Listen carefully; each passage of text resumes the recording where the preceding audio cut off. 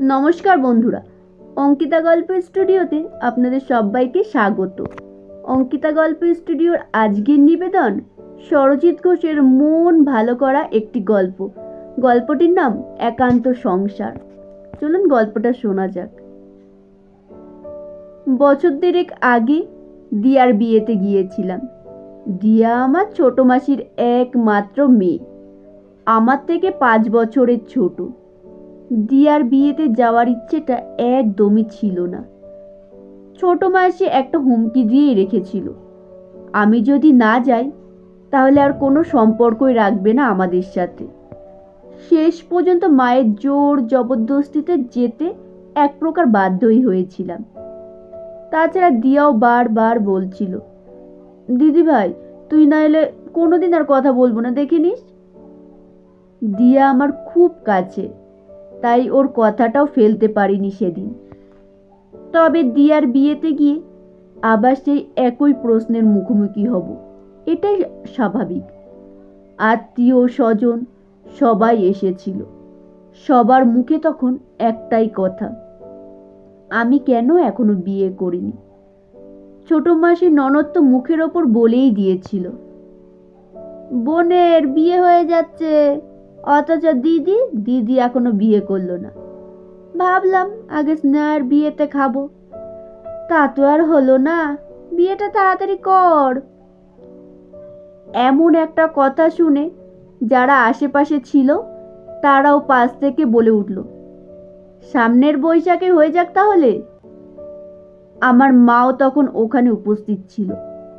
মায়ের দিকে তাকিয়ে ছোট মাসির ননদ বলে উঠল, মেয়েটার এবার একটা দেখে শুনে দাও বড়দি, বয়স তো 30-এর কাছাকাছি হয়ে গেল। মা বাবা উদ্যোগ না নিলে মেয়েকে নিজে নিজে বিয়ে ঠিক করবে?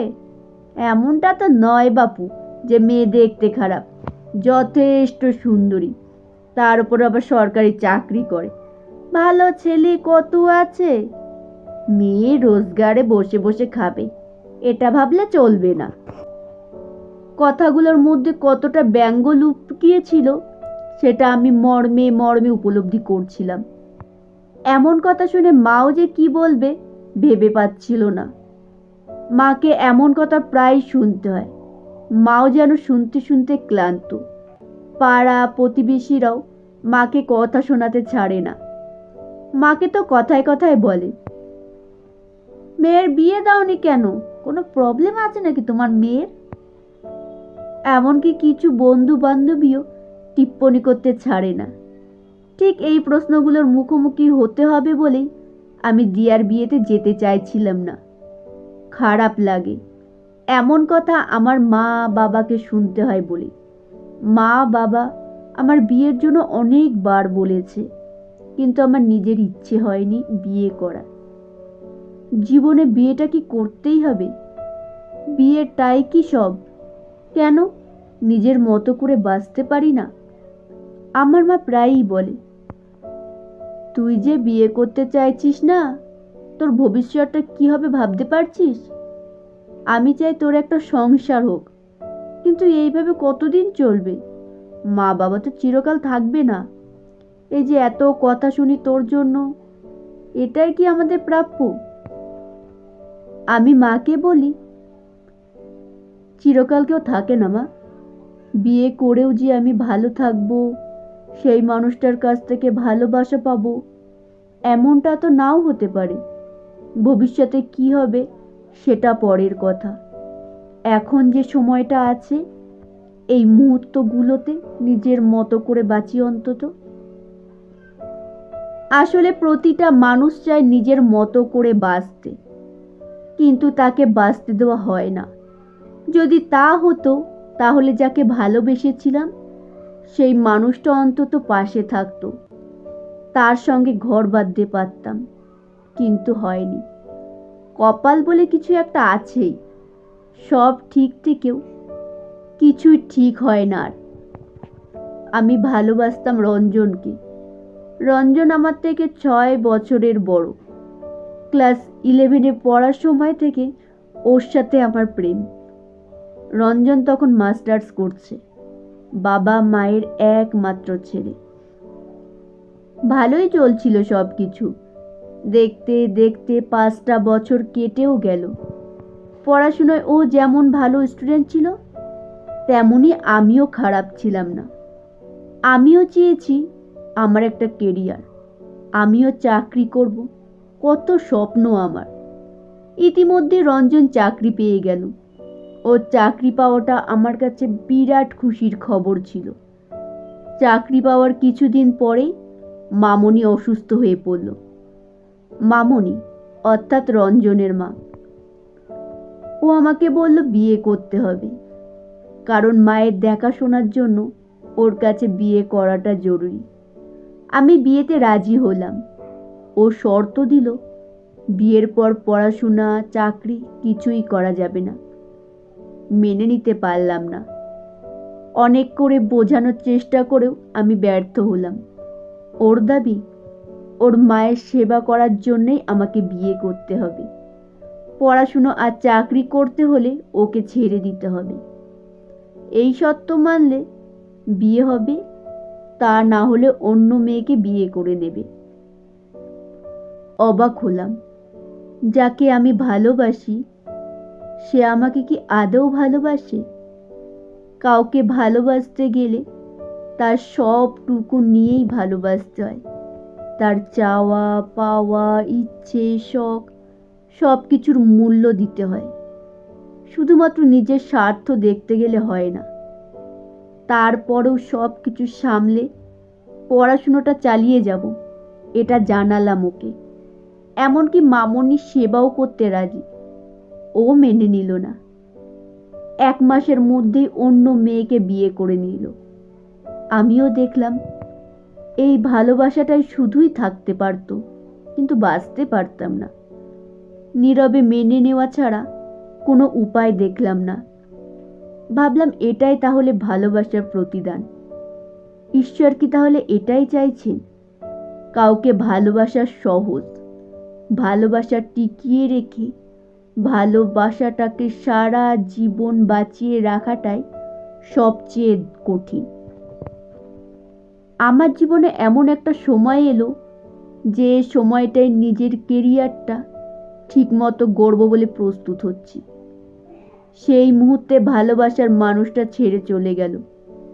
রঞ্জনের চলে যাওয়াটা যে কতটা কষ্টকর সেটা বলে বোঝানো যায় না।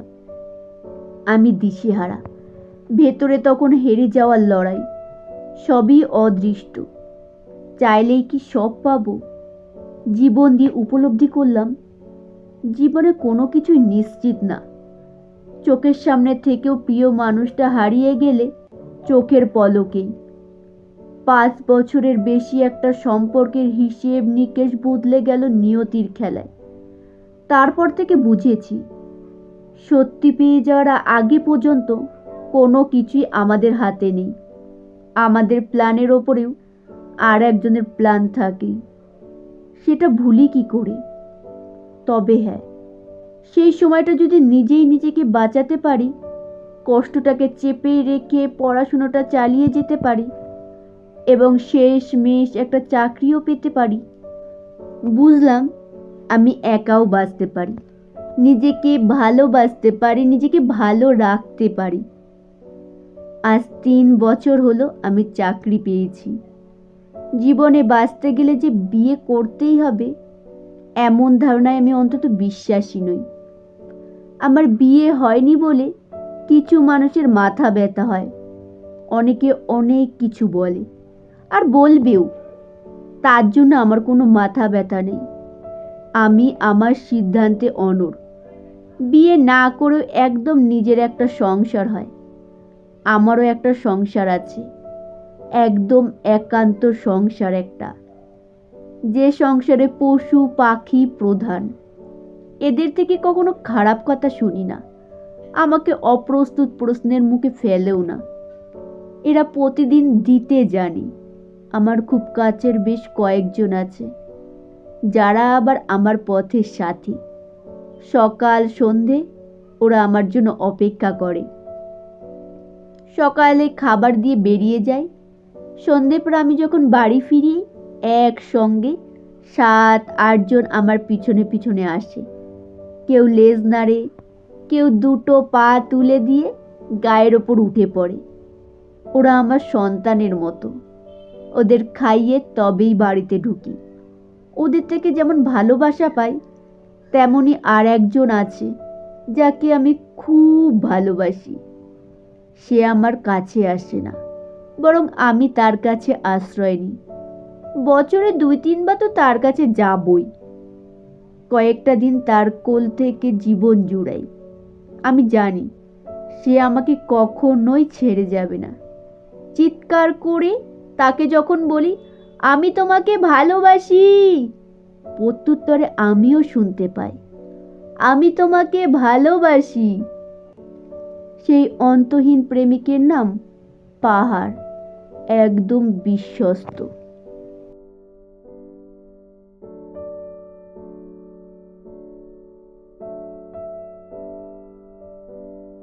নমস্কার, শেষ হলো গল্প পাঠ। কেমন হলো অবশ্যই কমেন্টে জানাবেন।